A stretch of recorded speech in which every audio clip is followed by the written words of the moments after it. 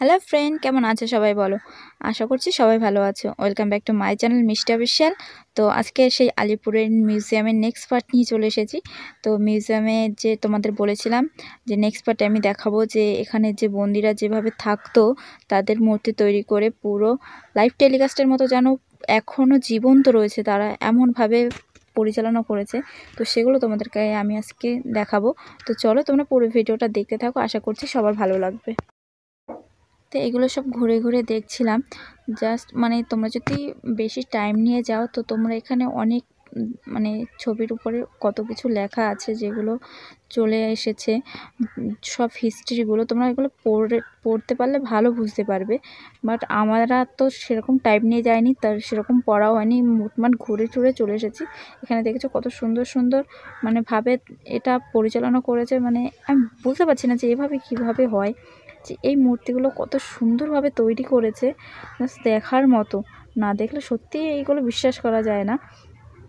আর এখানে আমাদের সুমন দাদার ছেলে যেখানেই যাচ্ছে সেখানেই এক একটা কাজ করে আসছে। এখানে গিয়ে এই যে শিকল দিয়ে এগুলো আটকানো ছিল সেই শিকল মিকল সব খুলে দিয়েছে, কি অবস্থা। তো বাচ্চা মানুষ এসব তো হবেই। তো চলো সবাই মিলে ঘুরে ঘুরে দেখছি সব কিছু। আর তো এখান থেকে সোজা ওই মাথায় গিয়ে মানে আরও একটা রুম আছে। আর আমরা এখানে আমি আমি আর সঞ্জীব আর সুমনদার বউ মানে বৌদি আর ছেলে, আমরা এই পাঁচজনে মিলে একসাথে যাচ্ছি। আর কৃষ্ণদা আর সোনালী বৌদি যে কোথায় হারিয়ে গেছে, আবার ফোন করে সেই কল করে ডাকছিল, তারপরে খুঁজে পেয়েছি। আর এই মেঝেগুলো না এতটা পিছল, তো পড়েই যাচ্ছিলাম। আর দা ভাইয়ের কী অবস্থা, সেই মেট্রো স্টেশনে গিয়ে সেই স্লিপ খাচ্ছে এর উপরে, আর যদি পড়েই যায়। আর এখানে এসে সুমন দাদার ছেলে আর একটা কাণ্ড ঘটিয়েছে। এখানে পাশে ওই কীরকম একটা দাঁড়া করানো ছিল সেটাও ফেলে দিয়েছে। আর সবাই তো দেখি হাসছিল। আর এখানে দেখো কত সুন্দর সুন্দর মানে এদের বোধ হয় জীবন কাহিনীগুলো এর নিচে লেখা ছিল, যেগুলো আমরা টাইম নেই বলে পড়তেও পারলাম না। তো মোটামুটি সব ঘুরে ঠুরে আমরা চলে এসেছিলাম। আর এই মূর্তিগুলো জাস্ট অসাধারণ ছিল। এগুলো কিভাবে বানায় খালি সেটা ভাবা যায়। দেখো কত সুন্দরভাবে এগুলো বানিয়েছে।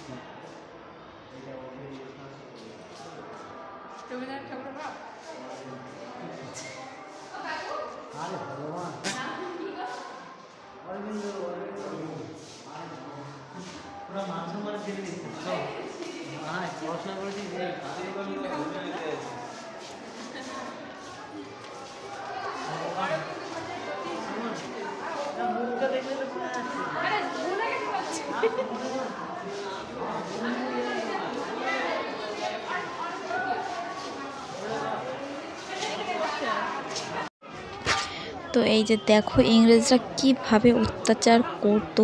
বাট আমি বলছিলাম যে দেখো ইংরেজটাকেও আবার এখানে দাঁড়িয়ে করে রেখেছে, মনে হচ্ছে এটার মাথায় একটা টাস করে একটা গাঁটটা মারি।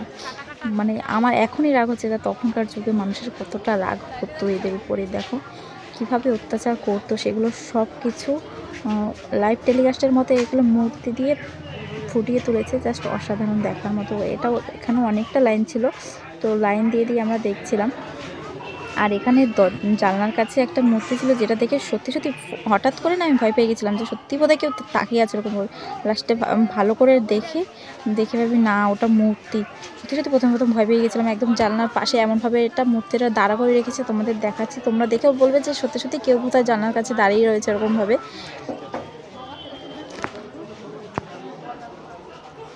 এই পুতুলটাকে দেখলে কে বলবে এই যে জানলার কাছে দাঁড়িয়ে রয়েছে, যেটা পুতুল মনে হচ্ছে একটা মানুষ দাঁড়িয়ে আছে।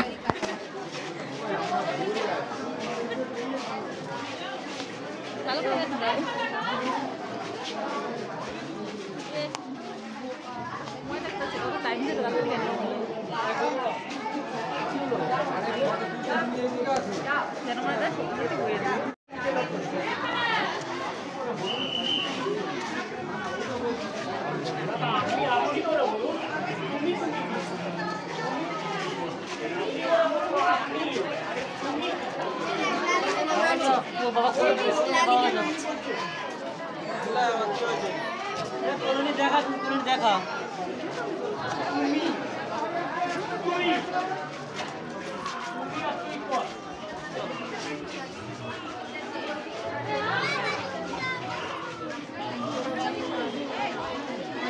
ছবি তুলতে যাচ্ছি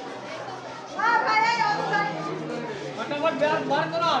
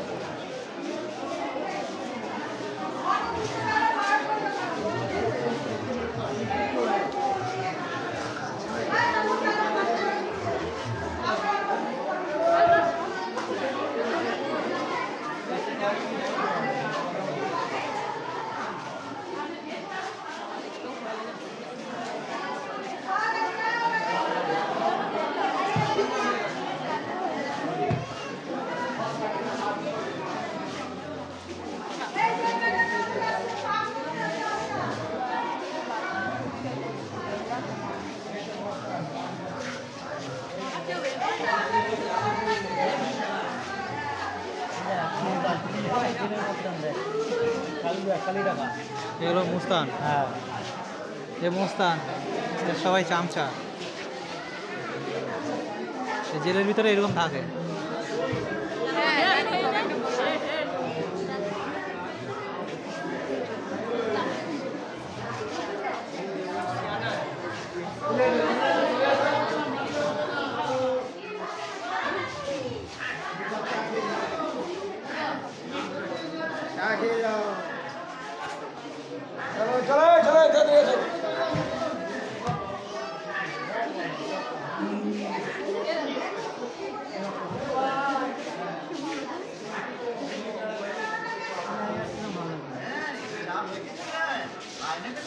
চলো চলো চলো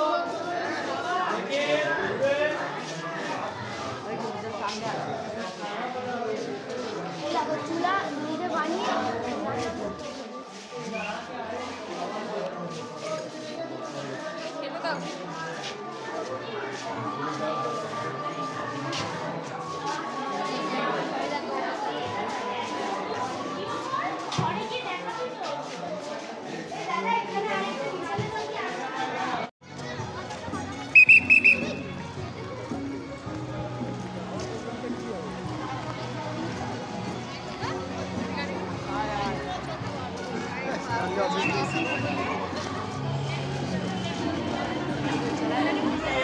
আস্তে করে আপনারা ভিতরে প্রবেশ করুন। টিকিট কাউন্টার বন্ধ হওয়ার সময় বিকাল 5টা। টিকিট কাউন্টার বন্ধ হওয়ার সময় বিকাল 5টা, সাড়ে 5টার মধ্যে। তো মিউজিয়াম থেকে বেরিয়ে এখানে কালীঘাটের কাছে চলে এসেছিলাম, পুজো দিইনি বাট এখান থেকে ঘুরে চলে গিয়েছিলাম। তো এখান থেকে গিয়ে আমরা একটা কিছু খেয়ে নিয়েছিলাম, পুরো দুপুরবেলা এসেছিলাম, ভেবেছিলাম ওখান থেকে বেরিয়ে কিছু খাবো বাট দোকান পছন্দ হচ্ছিল না। তাও শেষমেশ স্টেশনের কাছে গিয়ে, মেট্রো স্টেশনের কাছে গিয়ে ওখান থেকে চাউমিন খেয়েছি। তো খেয়ে ঠেয়ে তারপর বাড়ি এসেছি। তো আজকের ভিডিওটা এত পর্যন্ত শেষ করছি। নেক্সট আরও একটা ভিডিও আসছে, যেটা 25শে ডিসেম্বরে পার্ক স্ট্রিটের গিয়েছিলাম সেটার ভিডিও।